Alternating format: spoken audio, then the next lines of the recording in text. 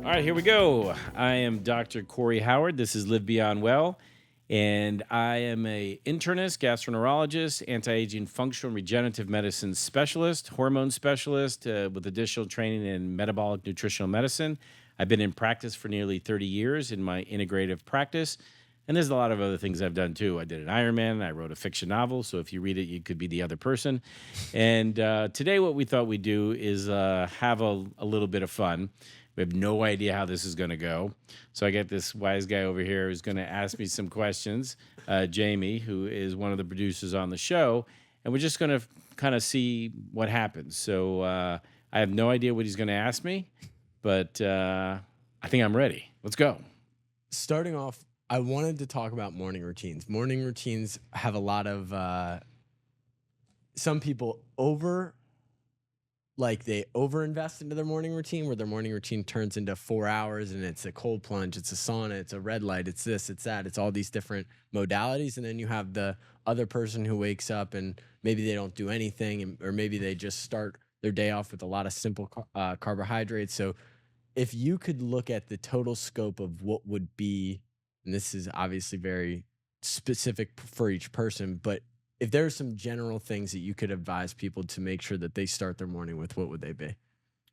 Well, I think the first thing would be just waking up. That's always a good one. So that's a given, I think, right? So I like the fact that you mentioned all of those things because I do like a lot of those. Cold plunge, not so much, just for me personally, because I don't like cold pools, but they do have positive benefits. I also like sauna and red light, and all of those things would be great if anybody had the time to do all of those things. So if we're talking about a morning routine, and I think that's a good question because it really depends on what it is that you want to do, and I think it doesn't begin the morning. I think it begins the night before. I think you have to set your intention of what you're going to do the night before, so you know how to set your morning routine. Routine itself is implying that it's something that you're going to do every single day. Well, yeah, I mean, you're going to wake up, you're going to brush your teeth, you're hopefully going to make your bed. You know, that's been written about how important just getting that done to start with.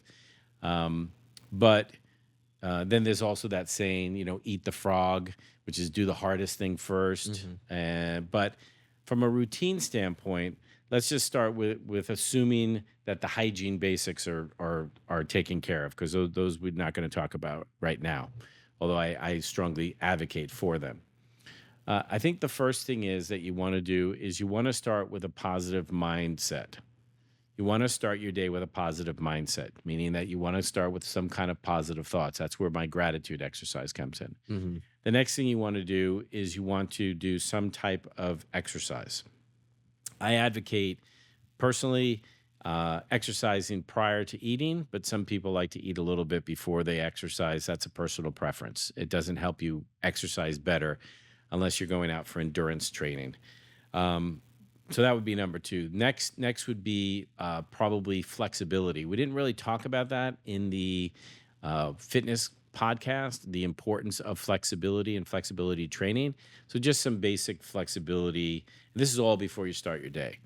Now, say that you're not going to go exercise fully, then just do something in your house. You know, do some stretches, making sure that you got your mind ready for the day. Now, from there, I think, for me personally, without talking about intermittent fasting and all the different things that we could get into, having a meal that's a little bit higher in protein than carbohydrates, a low carbohydrate meal to start the day and hydrate would be the best way to get yourself going. Because what happens is that you have a certain amount of sugars that are already in your liver, and they burn out pretty soon. So late morning, people are starting to get hungry. So you give yourself some way to offset that. That's a good way to start the day. And I think that would be a good routine. Now, having said that, if you want to get more specific, if you have the ability to do something like a red light therapy, which can help boost your immune system, or a cold plunge, which is anti-inflammatory, also boosts the immune system. Those are personal preferences. Not everybody has access to those. Speaking on cold plunging, it's a huge wave right now. It's a it's taking over the like it's taking over the biohacking world. Everybody says cold plunging, cold showers. Could you give a little color on why it's beneficial, but is it like this end all be all? Like what can people expect if they haven't cold plunged? So off the cuff, I'm not going to tell you all the different science of it. Mm, I would definitely need to, dive into that because it's not something I do on a regular basis. But my understanding is, it definitely boosts the immune system, mhm, doesn't suppress it, gives you some improvement in vascular tone, and releases certain kinds of hormones that will help you throughout the day. Now, whether or not it's related to your adrenal gland or not, and stuff is a different story. But there is a lot of evidence growing at the present time that doing something like a cold plunge, not just a cold shower, which also has supposedly gives some benefits. Although in Florida, kind of hard to do a cold shower because the water comes out at room temperature. But in other parts of the country, say out west where the water is very, very cold, mhm, yeah, it's could be invigorating. mhm, So I think that there's definitely a valid part to it. Now, the other side of it is that some people do have negative effects to the cold, where they form, rapid heart rate or other issues, or they have, vascular collapse. I mean, something very bad could happen. You can literally die. mm, So it's not something that I would advocate for everybody. You have to be prepared for what you're going to have. mhm. But having said that, I think there's definitely some science behind doing that. And if you could and you tolerate it, do it. You mentioned intermittent fasting. From a There's a lot of different people that have a lot of differing opinions on intermittent fasting. I want to focus on what are people not talking about in terms of potential side effects of like the people that are in the 16-hour fasting window for consistency. Is there any potential negative health benefits to prolonged intermittent fasting? Well, the theory behind it is to become ketotic. And ketones themselves are a different substance and a different fuel source in the body, and a different way that your macronutrients then get processed. Mhm.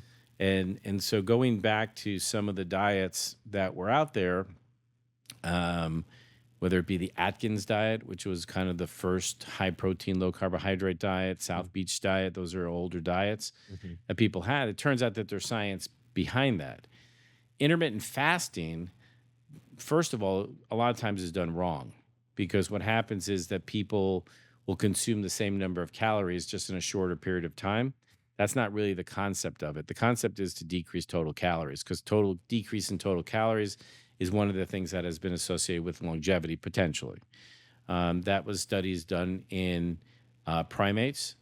And so, whether or not you believe in those kind of studies, they have already been done and they have shown to improve longevity overall. And so, basically, intermittent fasting should be called skip a meal. You should skip one of the meals and therefore decrease the number of calories. In terms of the actual timing, I think that there are benefits for some people, mhm. but I think some people actually just generally feel better if they're having their food throughout the day. And so it's very individualized. I don't think that there's enough science behind it to tell every single person that's what they should be doing, but it's a valid way to begin to decrease calories, get a control of your diet. I Mhm. just think the problem occurs when you consume a large amount of food in a short period of time. The body is not necessarily made to do that. What are some of the negative effects of consuming a large amount of calories at one time? Well, first of all, the body can't handle it. So you can't absorb every single thing. You're going to get rid of some of those calories and some of those processes. For example, there's a certain amount of glucose and a certain amount of protein that can be absorbed over a period of time throughout the intestinal tract. And so, absorption might be an issue. And so you might wind up to micronutrient insufficiencies. It just depends. I don't know if that's even been studied, but that's just what I'm thinking. In terms of other things, it could affect your mood. Some people are kind of crabby when they're not eating. Mhm. That's just a nice way of saying irritability is a potential problem. Certainly, issues related to glucose regulation that might wind up being a problem Uh-huh. unless it's something that you are ready for. Having said that, though, there's also a thing called prolonged fasting or water fasting, where people do that for days or sometimes weeks at a time, Hmm. that have had some positive benefits. There's a guy out in California that regularly does that, monitored in a medical setting, that sees some good results on immune dysfunction and things like that. I can't even begin to touch the science behind that, but there's potentially some validity there. When you look at stimulants, we're in a world where like the average energy drink has like something close to like 200 milligrams of caffeine, and At now least. are being outpaced in terms of consumption than regular sodas, which in comparison have maybe like a Coca Cola, I think has like 35 grams of or 35 milligrams of caffeine. What is your like number one, is there a better caffeine source if you put, energy drinks, coffee, tea next to each other? Is there a better one for your health? Also, how do you look at utilizing caffeine? Health benefits of caffeine. That's another big topic. Now, first of all, energy drinks don't come anywhere close to the use of tea and coffee around the world. Those are the most consumed drinks. Hmm. It's not beer, and it's not energy drinks, and it's not soda. Generally, soda is bad for you. I mean, it has components of it that leach calcium from your bones, so the carbonation itself can cause thinning of your bones. Hmm. So if you drink a lot of soda, no matter what kind, that carbonation is really not that good for you. Hmm. Number one, it also contains other component parts that are also equally not good for you in terms of colorization for the types that people drink. But specifically the energy drinks, it's assuming that caffeine increases energy. It does not increase energy. Hmm. That is not true. It increases your heart rate. If you drink it all the time, those effects diminish. If you're an athlete and you want to use caffeine, and it's not necessarily a banned substance, you wouldn't use it until the time that you race, because when you consume caffeine, it actually causes an increase in how your muscle fibers work together, Hmm. and then you could have more efficiency, but it burns out very quickly. I think that there's been this boom of very, very high energy drinks to keep you kind of hyped up. I think people are already pretty hyped up and can't really pay attention to stuff. So I think that in general, high amounts of caffeine are really not necessarily good. Now, having said that, there are different forms of products that have caffeine, and so you've got to offset them. Like, let me talk about one of them is green tea. So green tea has a very powerful substance in it, ECGC, which is a powerful antioxidant, and that is actually very good for you.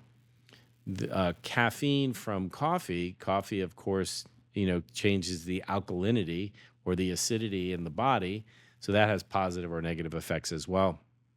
So, in terms of what is the healthiest way, I don't think there's a healthy way to get energy drinks in. I'm not a big fan of those. They tend to have high sugar, some other substances like taurine, Hmm. as well as caffeine.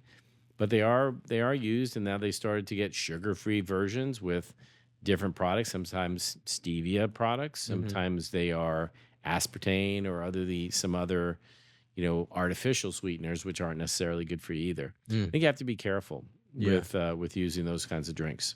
Speaking of beer, um, You want to what's know a the healthy beer? what's the word on alcohol? Um, there's there's a camp of people that are like never touch it, never, it's the worst thing for your health possible, and then you have some people that say, everything in moderation, even moderation. Like, what's your stance? Well, I think moderation is kind of a silly thing, and there's a guy, you can look him up, Michael Greger. Nutritionfacts.org is his site. Plant-based guy that really does the science behind a lot of these things. And I just remember a lecture that I saw of his that he talked about moderation. And so moderation was a guy who was hitting his shin 3 times a day with a hammer, and he goes to the doctor complaining of shin pain. And so the doctor says, well, why don't you just do it, in moderation? So he comes back a month later and says he's still having pain because he's hitting his shin once a day with the hammer.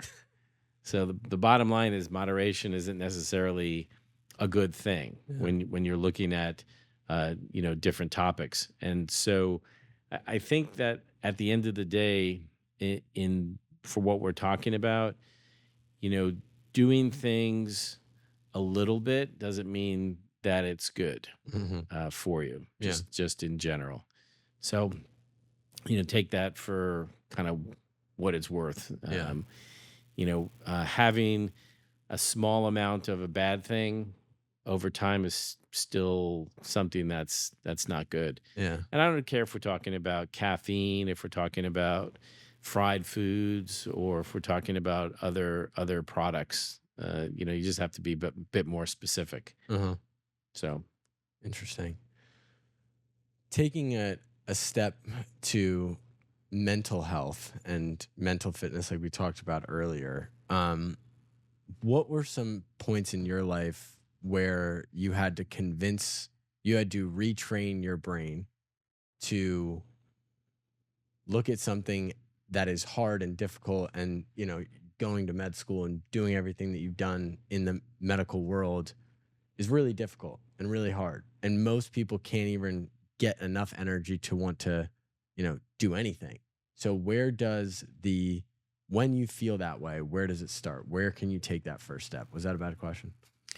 no, not a bad question. I have no problem, talking about my past. Very difficult. I've not a past that you would ever imagine. Had lots of difficulties growing up. Normal in my age. Parents, divorced, and neither one of them liked each other. A very negative household. And early on, I just identified a key factor, which I think is very important, that I like to teach, which is that your parents really only show you one of two things. I like to boil things down to simple: the direction to go or the direction not to go. In my particular case, it was the direction not to go. I wanted more closeness, more togetherness in my family. I wanted a family that would be like that, and that's what we have. But there were lots of moments throughout my life, like I wasn't good at tests. I wasn't good at standardized tests from an early age. I'm still not good at standardized tests. Passed all my tests, but with great difficulty. Um, looking at stuff and being in a very negative environment, moving around the country a couple of times and stuff, all kind of pushed me in a direction to determine that I wanted to do something that not everybody could do potentially. And I wanted to be good at something.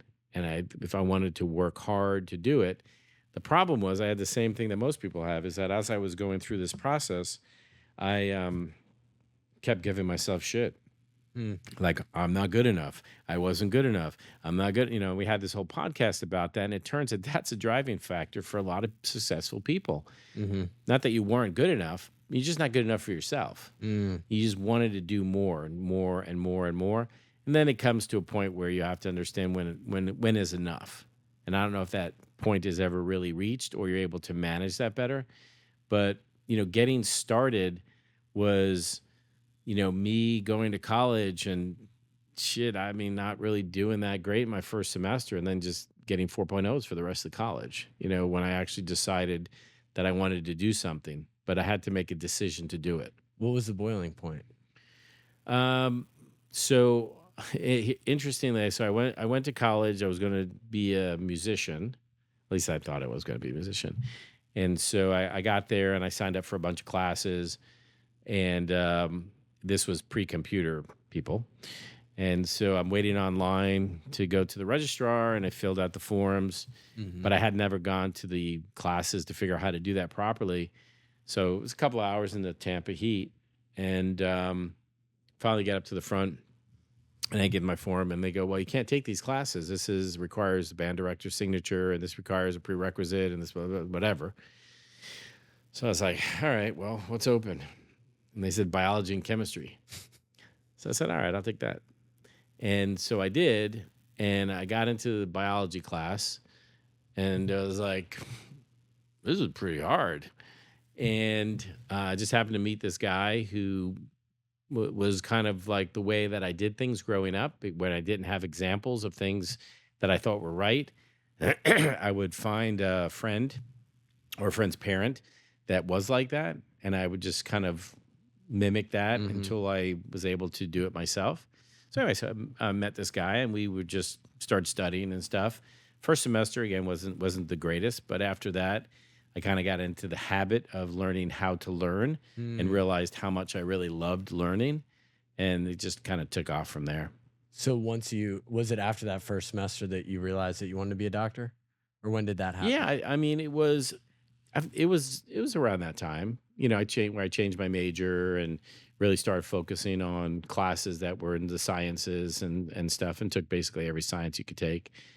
And based on having the pre-frame beforehand where you didn't feel you had some internal drive, but you couldn't identify where you wanted to, or like what was your greatness that you could give to the world. Still What working on that one.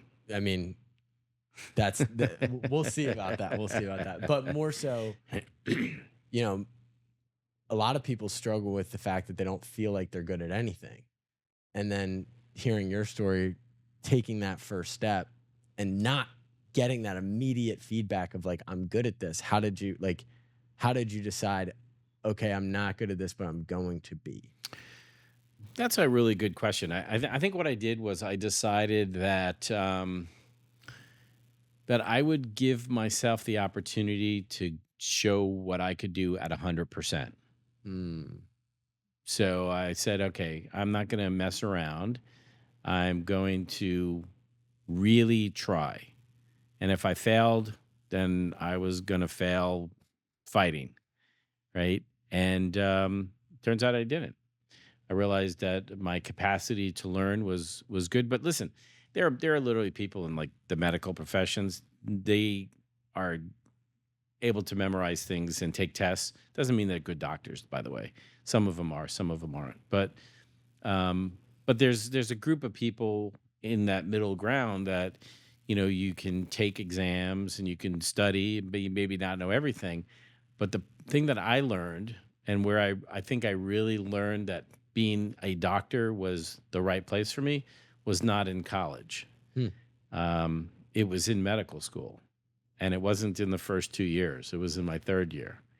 And the reason why is this: I could learn and I could study. I did really well in organic chemistry, which was apparently one of the things that everybody has trouble with. Just happened to have a really good teacher, and he wrote the book, and it was great. Physics, same kind of thing. And then all these other classes, cell biology and stuff, they had their challenges, but there seemed to be a finite amount of material. In medical school, the material is infinite. There is no end to the amount of knowledge you can gain, and medical knowledge keeps expanding very, very rapidly today. hmm, Um, and while everybody can learn material, I mean, a computer can learn material, hmm, it can't necessarily communicate. It can't work with people. It can't make you feel good hmm. about yourself. And so when I started working with patients in the hospital as a third year medical student, I realized that was my forte. And the kind of evaluations that I was getting at that time were like, off the charts in terms of how well I was able to do. Even if the testing part was hard, it was clear that that wasn't the only part of it. So being a good healer, a good healthcare professional, is more than just the intelligence and ability to take tests and stuff. So you have all these challenges growing up, your family, testing, getting through stuff.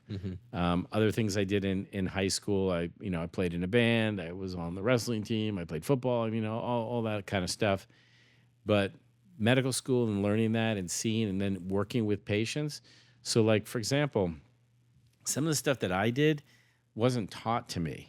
This all kind of came naturally. Me Hmm. going back after hours and sitting with people and talking to them and learning their stories and working through stuff, really defined where I was going to go in the future. And that was kind of the direction how I overcame difficulties to become kind of the place that I'm at now.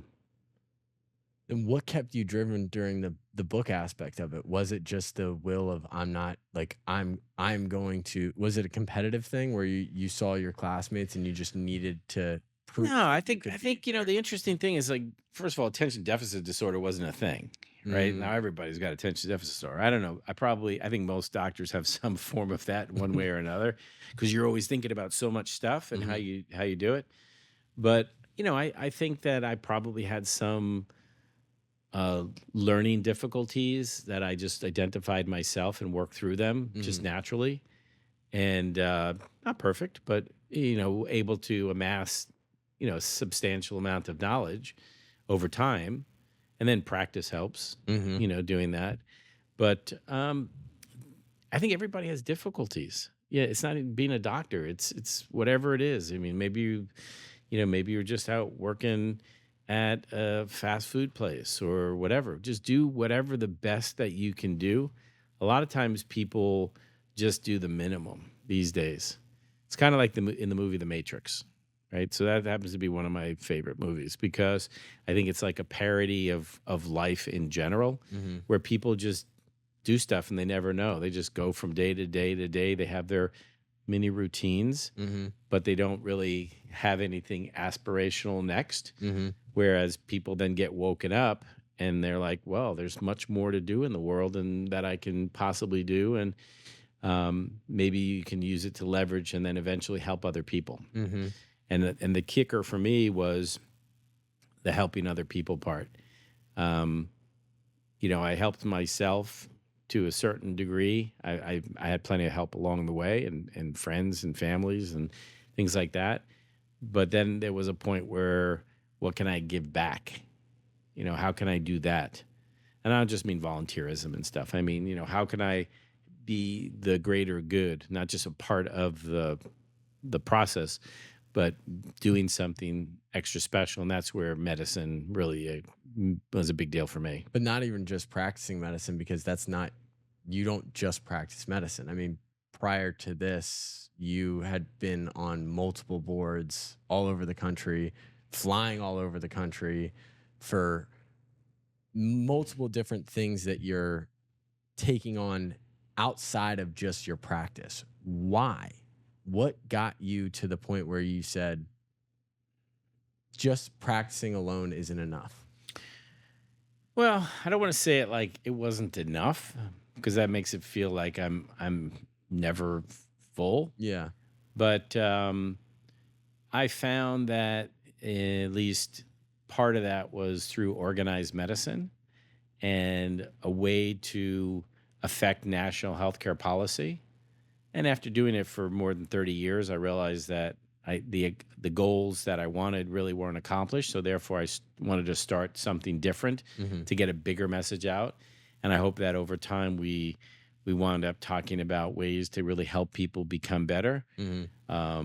But I would say that those things were there so that I could have a bigger audience to help, be at least be part of a bigger audience. Not that I was in charge of any of that stuff. I mean, I was a little bit, but not all of it.